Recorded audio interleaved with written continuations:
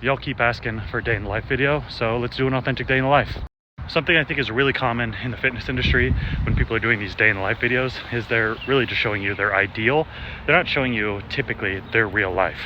And so I'm going to show you what my real life looks like. As always, keeping it 100. Going to keep it real with you guys. So the first thing I did this morning was lift back. I didn't record that because you probably don't want to see me at 5:45 in the morning. Not super sociable. Anyway, so I trained back. Lately I've been doing rest pause sets, so you can look that up for pretty much every working movement. So I've been doing less volume and focusing more on rest pause as I've transitioned into some endurance training, because I just want to retain strength knowing that I'm going to have to lose some body weight. Now I am doing a run right now. I'm going to run 4.5 miles. I'm still pretty slow, honestly. Like, I just started running a couple months ago, and after being 12 years bodybuilding powerlifting with very little cardio except for like in prep, and so I'm still pretty slow. I'm running like 12-30 miles, which is slow, but we're making progress. Like, I think I started off at like 14-30 miles, and so we're making progress. Basically what I do is I follow the 80-20 running approach. 80% of my work is in zone 2, and 20% is like interval training where I'm pushing up into zone 4, zone 5, and that's been working all right. I think it's just a game of patience, like lifting weights. I didn't like start lifting weights and immediately was able to bench like 450. Like, that's not how it works, right? It takes time, and so I'm just enjoying the process. And I'm training for hopefully an Ironman next year. It's kind of my goal, so I'd love to do some triathlons, and so an Ironman is what's on the books for next year at some point. And so I just want to like challenge myself in a different way. And now my heart rate is below zone 2, so I'm going to get after it. We'll talk to you guys in a little bit.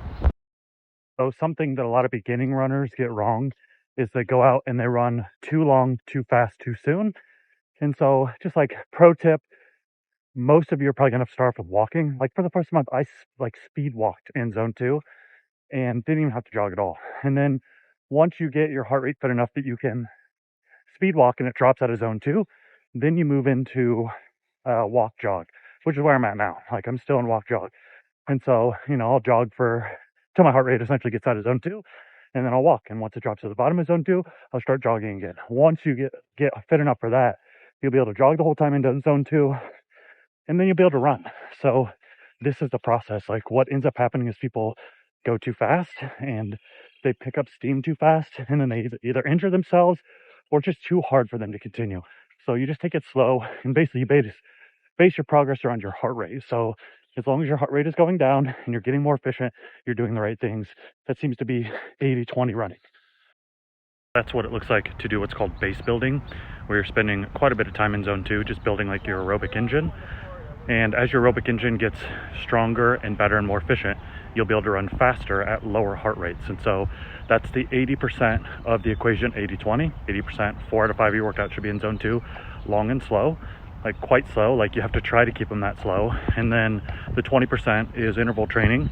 And so for me, what that looks like is I start off at like 4 strides, like fast tempo runs. Like, I'm running at like a 7-minute, 8-minute pace, maybe sometimes 6-minute pace, just kind of depends, for a minute. And then I'm walking until it comes down, my heart rate comes down back into zone 2, and then I'm doing it again. And so by doing that, you can add total amounts of strides. Like, you can, instead of doing 4, you can do 5, you can do 6, you can do 7, etc.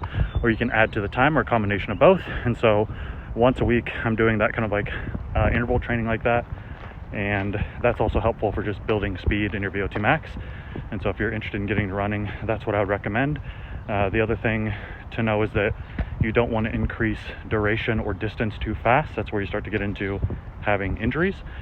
And so like an increase of 10% in distance a week is kind of the top end that you want to do. So you just take it nice and like low and slow. That's what you do.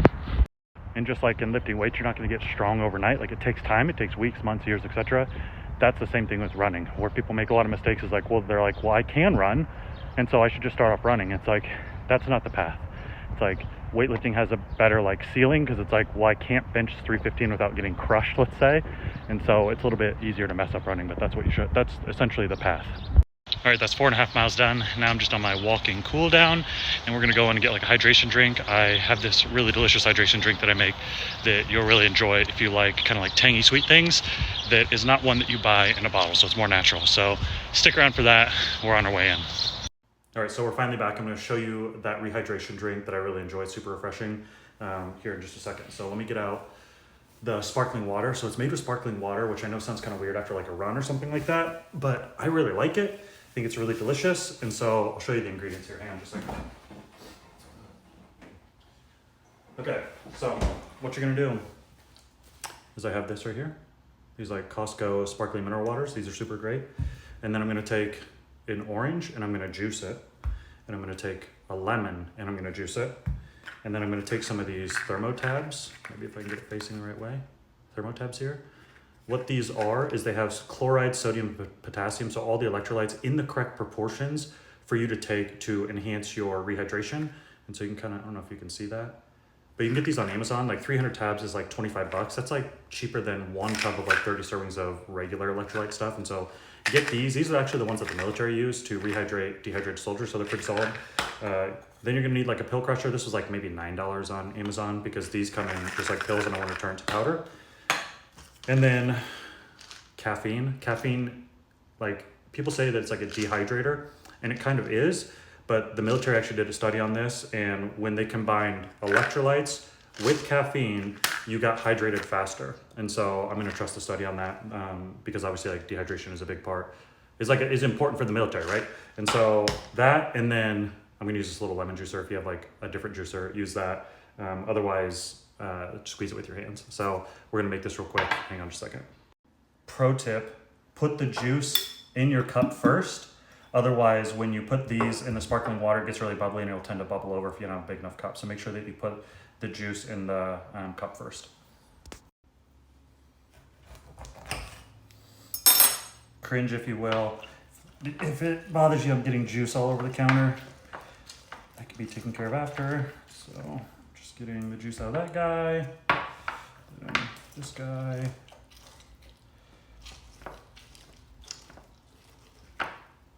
Okay, and we're gonna do the lemon. It's much better made for lemons, just like fits better.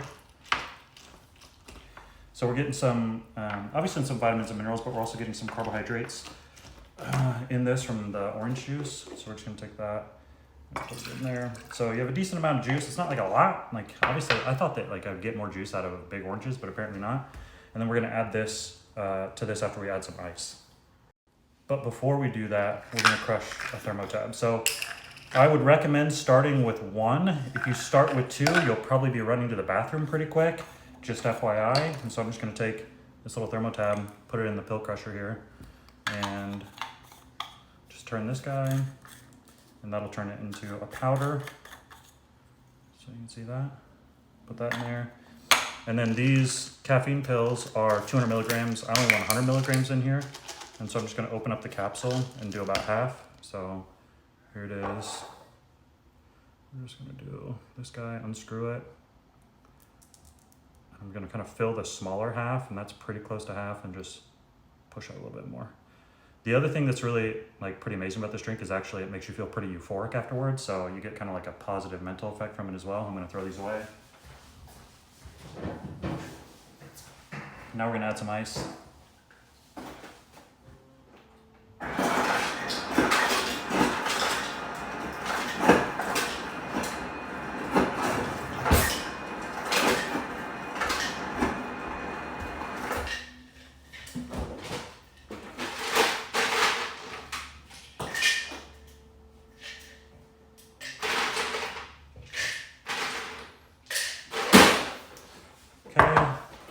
And this sparkling water.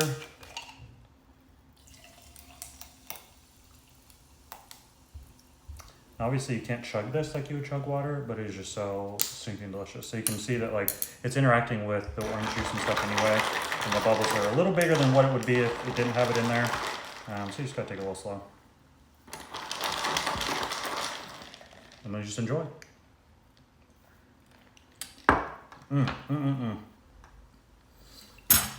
It's kind of got some mocktail vibes a bit to it too, which is not a bad deal. Bottoms up.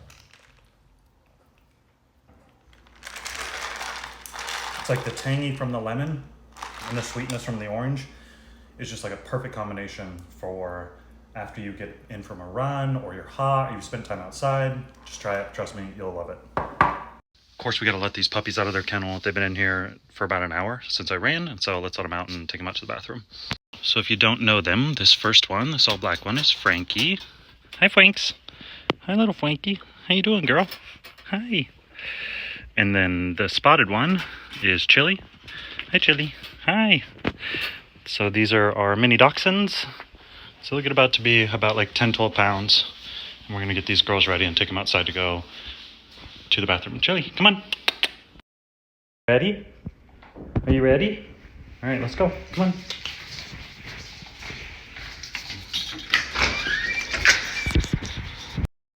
They go to the bathroom, they like to sunbathe as typical dachshunds do. This is their little pool right here. So we'll like throw treats in there and they'll like sniff around to try to find them. It's definitely like a good little energy waster for them. But that's it, that's a girls. So I very frequently get asked about like my morning routine and what that looks like, because there's a lot of like gurus out there who are trying to make productivity about a morning routine. And nothing could be further from the truth. Like maybe if a morning routine is important to you, go ahead and do it. But in general, like the best thing you can do for your day is to get up and be productive. So it's like I get up at 5:30, I'm at the gym at 6, I come home, have a little bit, like have a couple bananas or have some fruit, go on a run, come back, have rehydration, have a meal, and immediately get on live. And so everything is geared towards productivity, not just busyness. And I see a morning routine largely as busyness. Like you're just busy for no reason. Like if you're trying to be successful, then the best thing you can do is be as productive and as efficient as you can with your time towards the end goal that you're chasing. And so if you're doing all these wild morning routine things, are you really taking steps towards your goal? Probably not. So in general, I don't really believe in morning routines. I never have. I've ran a couple Inc. 5000 businesses, fastest growing businesses, and never had a morning routine other than get up and get productive. Like that's the most important thing you can do.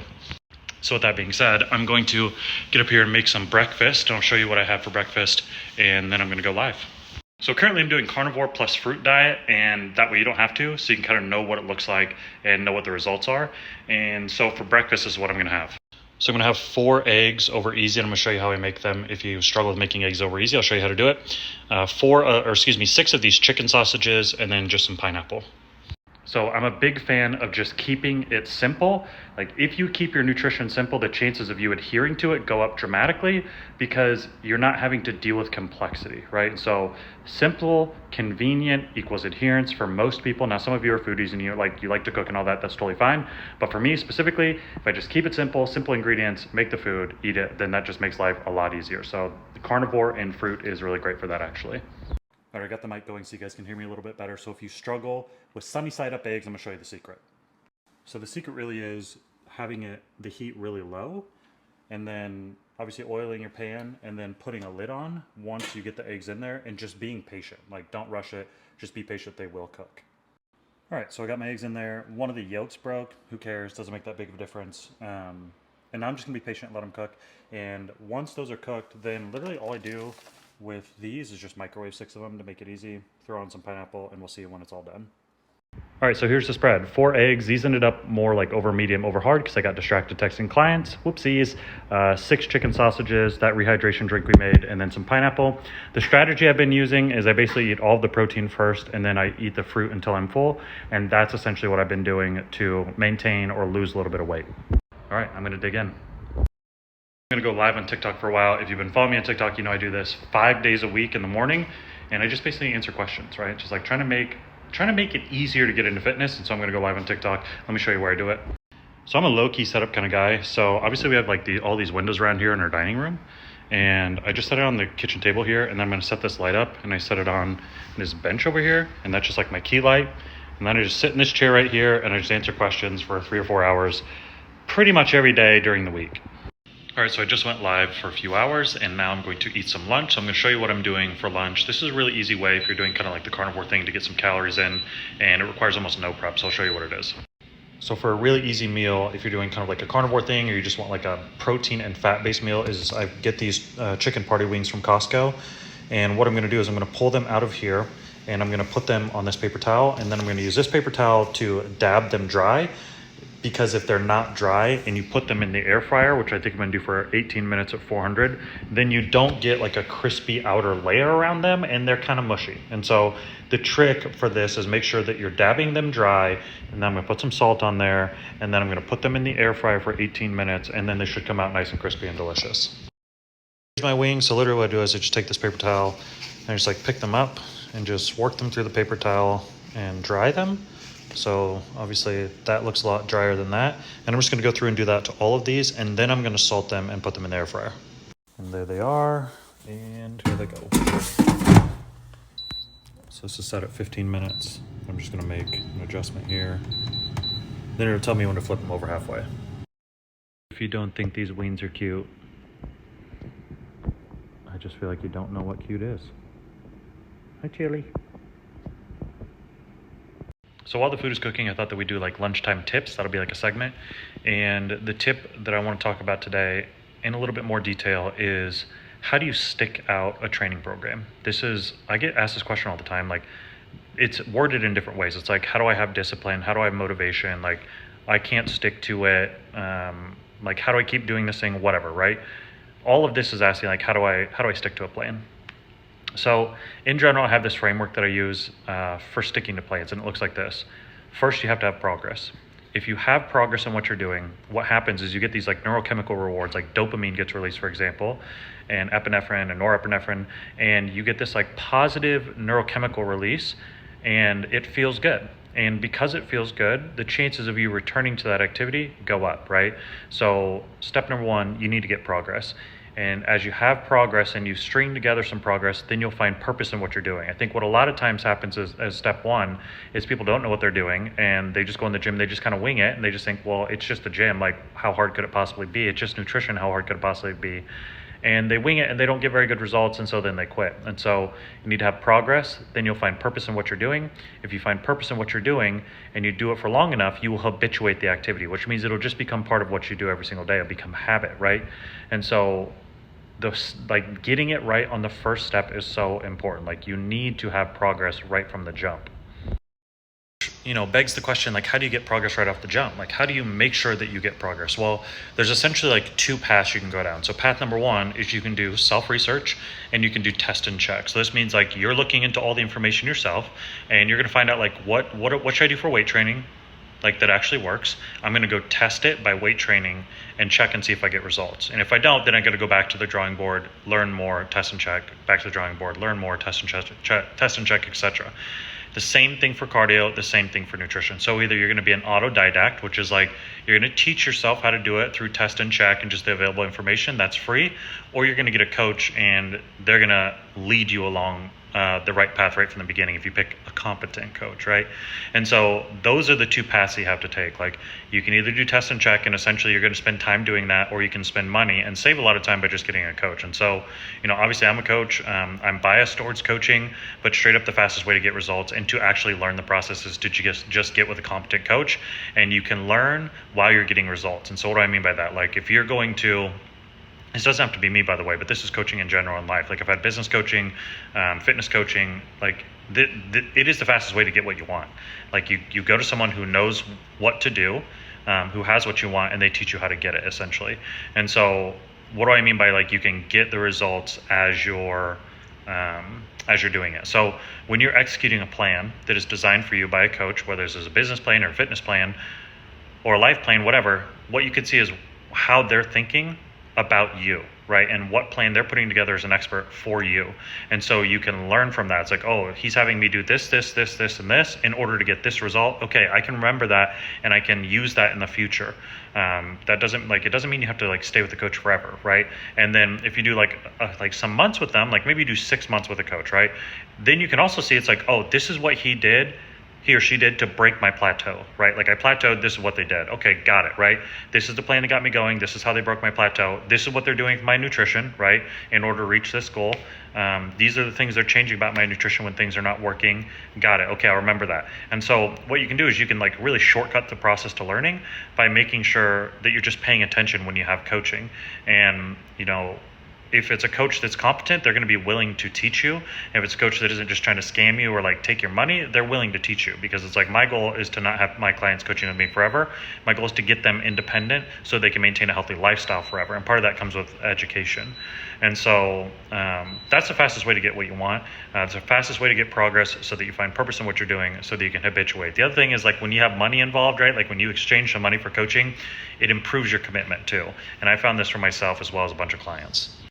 So in summary, for just like tips over lunch, I just flipped the chicken wings, by the way. To get where you want to go as far as nutrition, really as far as anything in life, is you need to just remember like 3 things, right? Progress, purpose, habituation. Make sure you have progress from the beginning, right? And this can just be small progress, right? It's not like you don't have to have massive progress, but you need to like acknowledge your wins, have some progress in the beginning, so you have progress, and then you'll find purpose in what you're doing because it's actually working, and then you'll habituate the activity, and it'll just become part of what you do. To get to that, there's 2 paths. Path number 1 is self-educate, which I'm all for a lot of like people doing. I self-educated on prep coaching when I was coaching myself, when I didn't have the money to pay for a prep coach back in the day.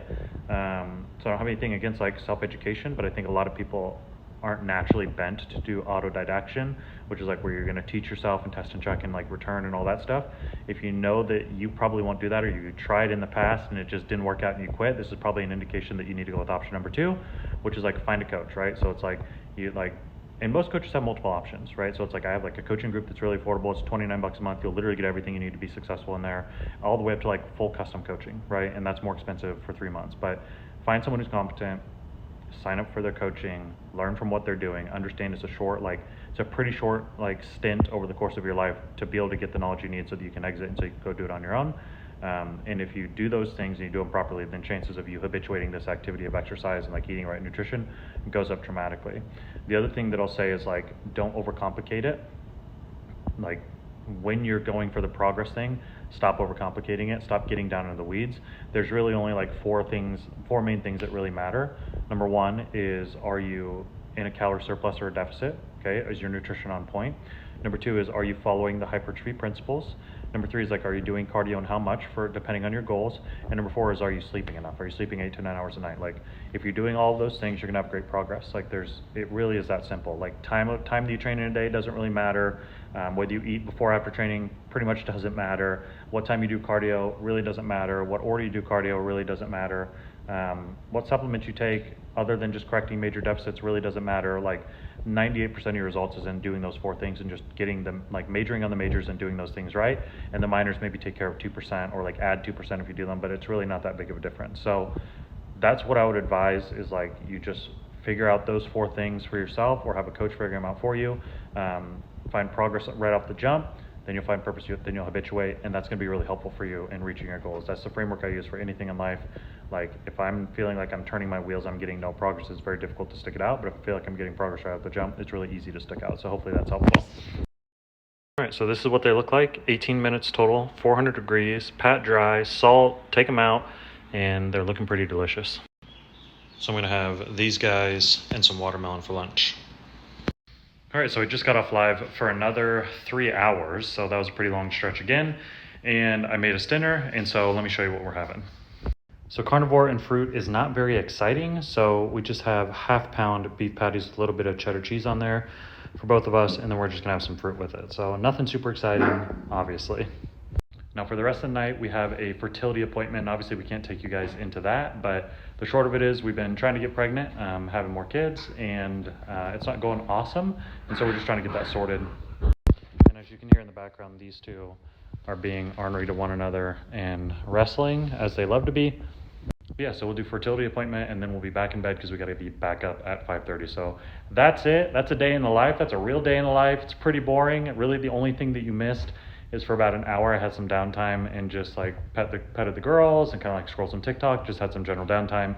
Otherwise, that's it. It's like pretty boring life, but it's a good life. So I can't complain too much. So we'll see you guys tomorrow.